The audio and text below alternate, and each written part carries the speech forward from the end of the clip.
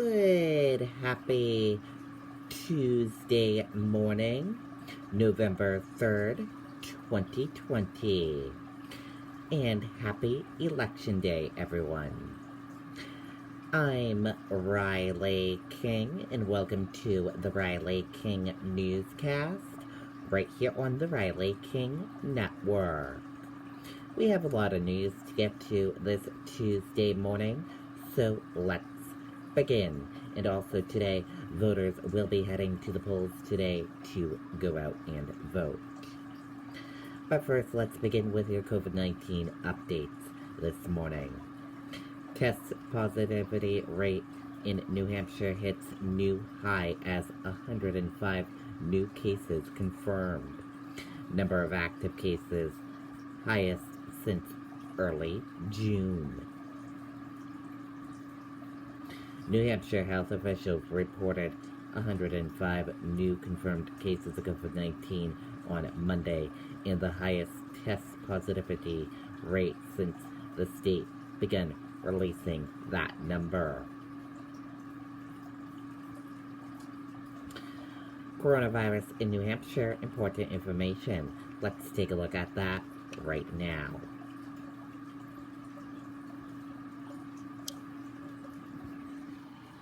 And here is a look at that information for all of you right now. There are 11,320 number of people in New Hampshire have tested positive for COVID-19. 9,270,711 number of people in the United States who have tested positive. 483 number of deaths from COVID-19 in New Hampshire. 781 number of people who have been hospitalized with COVID-19 in New Hampshire, and 353 number of deaths from COVID-19 in the United States. And now let's take a look at this map of New Hampshire right here, where current cases of COVID-19 are. In Manchester, 129. And let's take a look at this map of New Hampshire where total cases of COVID-19 are. Manchester, 2448. And now let's take a look at these three charts here. Let's start with the first chart here. New cases each day in New Hampshire. In the purple, daily new positive COVID-19 cases. In the orange, new hospitalization. In red, deaths. And let's take a look at this chart here. Current cases in the purple, total current COVID-19 cases, and in the orange, current hospitalization. And let's take a look at this chart here. Total cases in the purple, total positive COVID-19 cases, in the orange, total hospitalization, red, deaths, and blue recovered. And let's take a look at this chart here. Positive PCR test rate and daily PCR test. And let's take a look at this chart here. Age group of cases, female and male of cases, and risk information. And let's take a look at this chart here. Infections, hospitalizations, and deaths.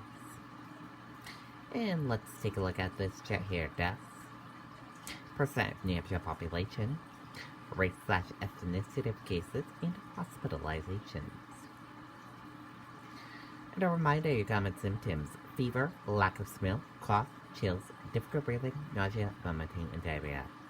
How it spreads, and prevention tips. And be sure to stay with the Riley King Network for the latest of your COVID-19 information.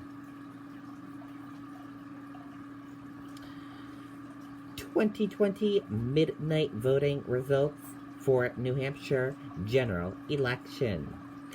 Shortly after midnight, get early results from Dixville Notch and Millsfield. Let's take a look at those results right now. The first in-person votes in the 2020 New Hampshire general election will be cast early Tuesday morning as Dixville Notch and Millsfield take part in the tradition of midnight voting. Just after midnight, you'll be able to view early results for the presidential race, in New Hampshire, plus the statewide races for governor, U.S. Senate, and both state congressional districts. Dixville Notch. Dixville Notch kicked off the primary festivities Tuesday as they have done for decades. Democrat candidate Joe Biden received 5 votes. Governor Chris Sununu received 4 votes, while Dan Phelps received 1 vote. Incumbent Jeanne Shaheen and Rep. Annie Custer also received 4 votes each. Let's take a look.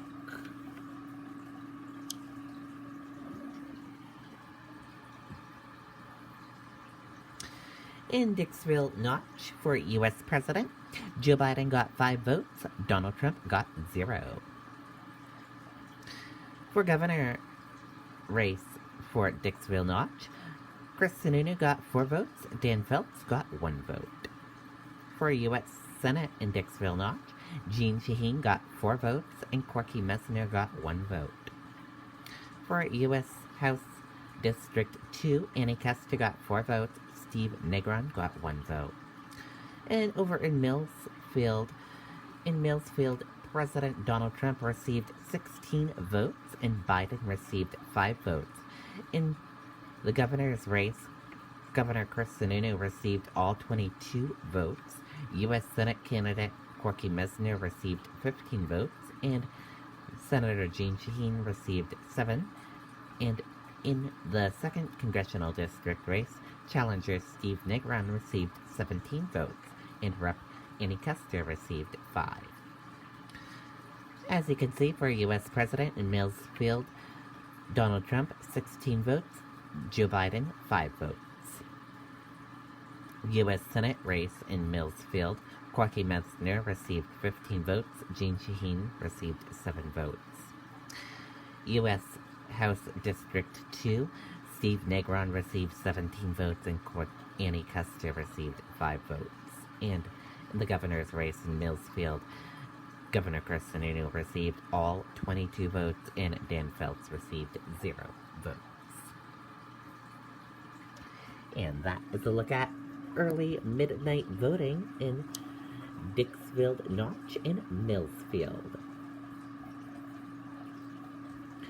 Gardner predicts record turnout of at least 800,000 ballots cast in election. Longtime Secretary of State says consecutive projection may prove to be low, but will break previous high of 755, 850 in 2016. Let's take a listen to that video from WMUR News 9.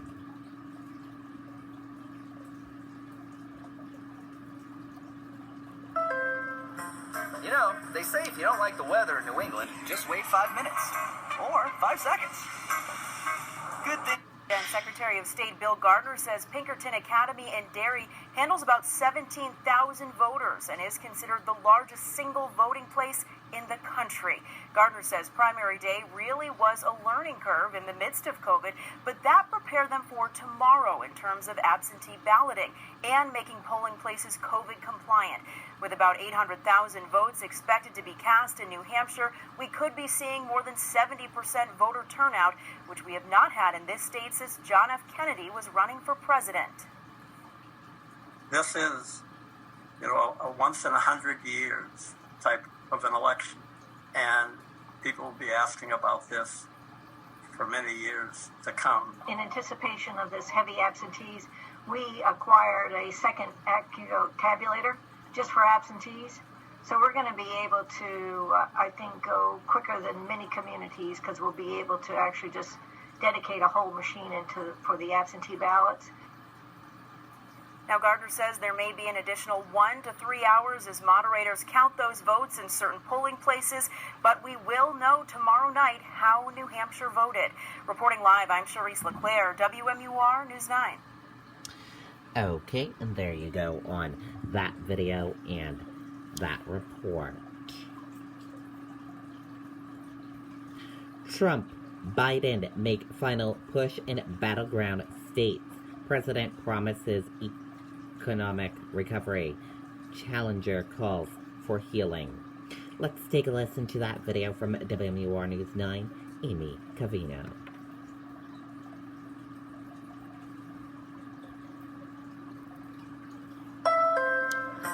You know, they say if you don't like the weather in New England, just wait 5 minutes. Or 5 seconds. Former Vice President Joe Biden has not personally campaigned in New Hampshire since the primary back in February, but polls show he is leading here. President Trump has held a number of rallies here in recent weeks, but polls show he is trailing Biden.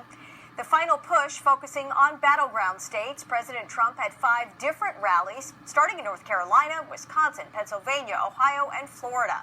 President Trump promising a robust economy under his leadership, while challenger Joe Biden is messaging healing a divided country. Both candidates are promising a better tomorrow, along with mixing in a heavy dose of criticizing each other, and President Trump casting doubt on election results. A very great pollster, but he predicted would win the whole election. But the question was, what about Pennsylvania? He said, well, you have to leave 5% for the cheating. So, folks, it's time to stand up. Take back this democracy. We can do this. We're so much better than we've been. We can be who we are at our best. Not blue states and red states, but the United States of America. So let's take it back. Election officials are working to temper expectations about results tomorrow, reminding voters that it is entirely possible that we will not know who the victor is for days to come. Reporting live this evening, Amy Cavino, WMUR News 9. Okay, and there you go on that video and that report. Shaheen Mesner make final appeal to voters before election. Incumbent says she works for all Granite Staters. Challenger says it's time for change. Let's take a listen to that video from WMUR News 9, Monica Hernandez.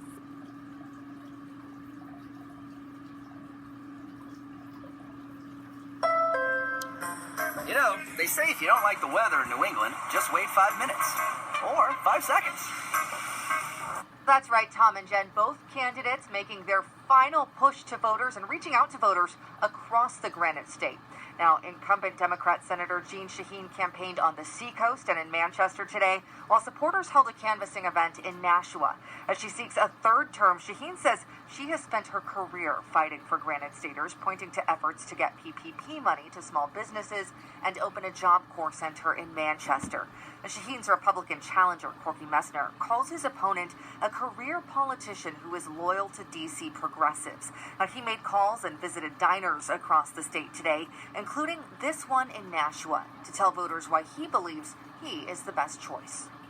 We've had an amazing ground game here in New Hampshire, both with Trump victory and my campaign, and we've registered a lot of new voters and knocked on a lot of doors and made a lot of telephone calls, and we're getting people out to vote. Well, you know, I've been doing this long enough to know that the only poll that matters is the poll on Election Day when everyone goes to vote.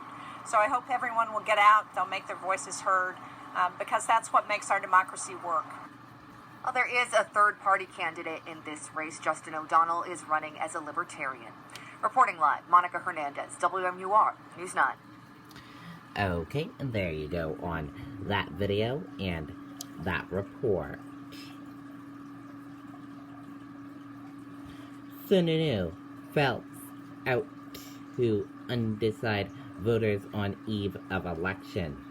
Candidates say they feel confident before final votes cast. Let's take a listen to that video from WMUR News 9, Jean Mackin.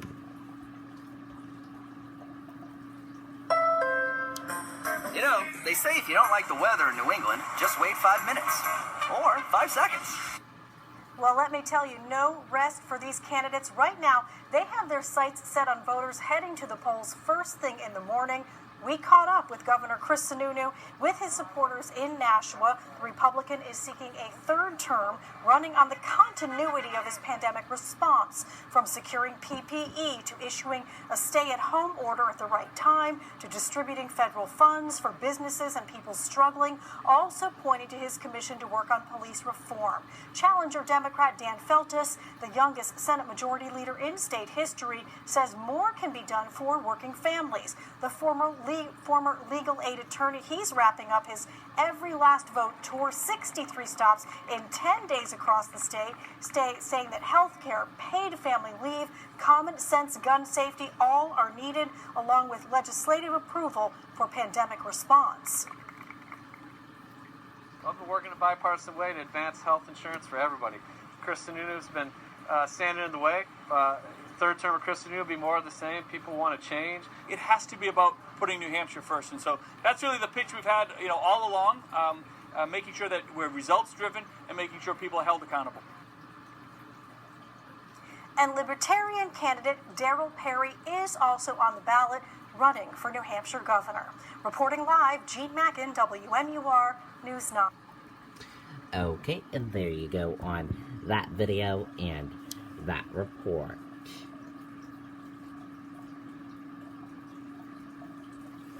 Pappas seeks to hold onto seat against Republican challenger Mowers. Race pits conservative Republican against progressive Democrats. Let's take a listen to that video from WMUR News 9, Tim Callery.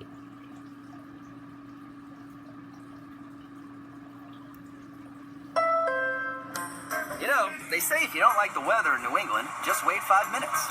Or 5 seconds. Jen, this will be one of the races to watch tomorrow night. Congressman Chris Pappas is facing a hard-fought challenge against Republican Matt Mowers.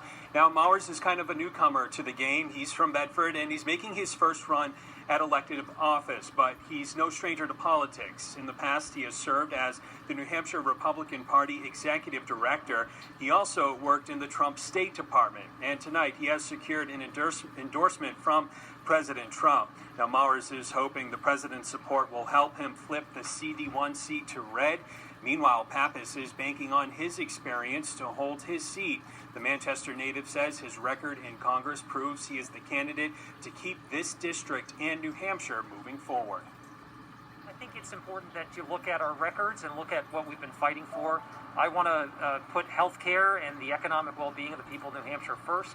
And I think it's going to take someone who knows New Hampshire to get the job done. I look forward to just being this independent voice on behalf of New Hampshire, someone who can work with Governor Sununu to protect the New Hampshire way and get to work. That's exactly what I'm going to do. We need to put the partisan politics in D.C. aside. Now, Zachary Dumont is a Libertarian candidate in this race. He is a Manchester native and currently serves on the town council in Newmarket. Reporting live, I'm Tim Callery, WMUR News 9. Okay, and there you go on that video and that report. Negron takes on incumbent Custer in 2nd Congressional District. Candidates meet in rematch of 2018 race. Let's take a listen to that video from WMUR News 9, Mike Cronin. For over 85 years and 4 generations, the award-winning Palmer Gas and Oil has been providing fuel to homes throughout New On election eve, candidates are campaigning across New Hampshire. Representative Annie Custer joined Democrats tonight in Manchester, hoping that she'll be reelected tomorrow for a 5th time. Earlier in Concord, the incumbent said there is so much at stake in this election, like people's health, the environment, and reproductive rights. She feels she's the candidate who can best represent New Hampshire's interests in Washington. Her opponent, Republican Steve Negron, campaigned in Nashua today, saying after 8 years of Annie Custer, it's time for new leadership in Congress.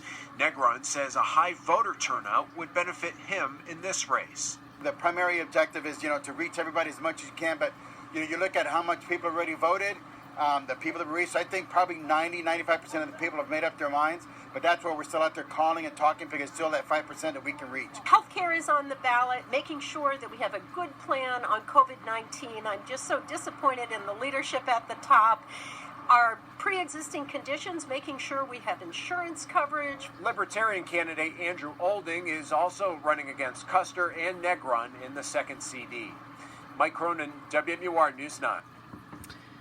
Okay, and there you go on that video and that report.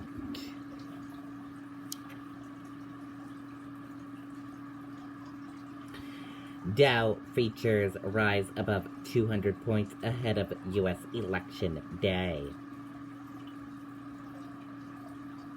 U.S. stock futures rose in early morning trading as investors awaited for Tuesday's presidential election between incumbent Donald Trump and former Vice President Joe Biden. Biden spends last day of campaign in Ohio, Pennsylvania. Let's take a listen to that video from ABC News.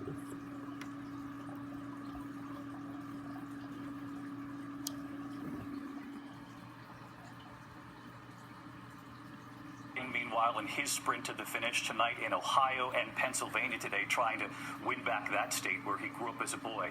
His running mate, Senator Kamala Harris, there too, declaring this is Biden country. ABC's Mary Bruce in Pittsburgh tonight. Joe Biden heading out for his last frenzied day of campaigning, ready to go. Biden starting the day in Ohio, a sign the campaign thinks the red state is up for grabs. Tomorrow we have an opportunity to put an end to a presidency that's divided this nation. Then the boy from Scranton off to the state that could decide this election, Pennsylvania. From the beginning of this campaign, Biden's played up his roots here, but the race is tightening. Biden with a steady but slim lead. How are you feeling, Mr. Vice President? Mr. Biden, you feel like you can win Ohio? Tell me, Pennsylvania, are you ready to vote? Today, the Biden campaign spread out in every corner of the Keystone State. We're all here. And this is Biden country, isn't it? The candidate holding 3 back-to-back drive-in rallies near Pittsburgh. We're going to win Pennsylvania, and we're going to show the world what America stands for. Trump won Pennsylvania by less than a point 4 years ago. In rural Bedford County, his supporters like Stacey Shriver as passionate as ever. I'm definitely a Trump supporter, and I'll be voting for President Trump again, like I did in 2016. Biden is hoping to make inroads with suburban and urban voters.